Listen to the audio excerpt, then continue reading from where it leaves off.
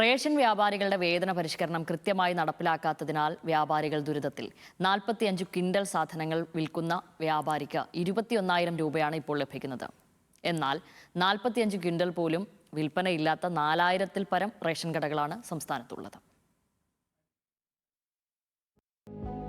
21,000 രൂപ ലഭിക്കുന്ന ration വ്യാപാരിക്ക് salesman ശമ്പളം, കടവാടക, കറണ്ട് ചാർജ് എന്നിവ നൽകി കഴിഞ്ഞാൽ തുച്ഛമായ തുക മാത്രമാണ് മിച്ചം ലഭിക്കുന്നത്. എന്നാൽ 45 ക്വിന്റൽ പോലും വിൽപ്പനയില്ലാത്ത 4,000-ൽ പരം റേഷൻ കടകൾ സംസ്ഥാനത്തുണ്ട്. 10,000 രൂപ മുതൽ 15,000 രൂപ വരെ മാത്രമാണ് ഇവർക്ക് ലഭിക്കുന്നത്. ലോഡിംഗ്, അൺലോഡിംഗ് കൂലി വരെ വർദ്ധിച്ചിട്ടും വരുമാനം അതേപടി തുടരുകയാണ്. നിലവിൽ സെയിൽസ്മാന്റെ ശമ്പളവും കടവാടകയും സർക്കാർ നൽകണമെന്നുള്ള ആവശ്യം ശക്തമാകുകയാണ്. 2018 ശേഷം കമ്മീഷനിൽ വലിയ വർധന ഉണ്ടായിട്ടില്ല.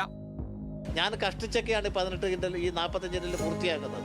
അപ്പോൾ അത്തരം വ്യാപാരികൾക്ക് ഇപ്പോൾ കടയുടെ വാടക, കറണ്ട് ചാർജ്, ഒരു സഹായിയുടെ ശമ്പളം ഇതൊക്കെ കൊടുത്തു കഴിഞ്ഞാൽ ഒന്നും മിച്ചം കാണത്തില്ല.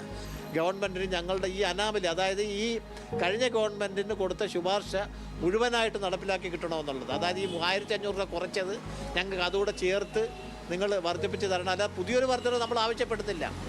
അതേസമയം ജീവനക്കാരുടെ ശമ്പളം, കടയുടെ വാടക, കറണ്ട് ബില്ല് ഇതെല്ലാം വർദ്ധിച്ചതും വ്യാപാരികൾക്ക് തിരിച്ചടിയായി. സംസ്ഥാന സർക്കാർ 2024-25 ബഡ്ജറ്റിൽ ചില ആനുകൂല്യങ്ങൾ പ്രഖ്യാപിച്ചിരുന്നെങ്കിലും പൂർണ്ണമായ വേതന പരിഷ്കരണം ഇനിയും നടന്നിട്ടില്ലെന്ന് വ്യാപാരികൾ പറയുന്നു. റേഷൻ വ്യാപാരി ക്ഷേമനിധിയിൽ പ്രതിമാസം 200 രൂപ വിഹിതമടക്കുന്ന വ്യാപാരികൾക്ക് 1,500 രൂപ മാത്രമാണ് പെൻഷൻ ലഭിക്കുന്നത്.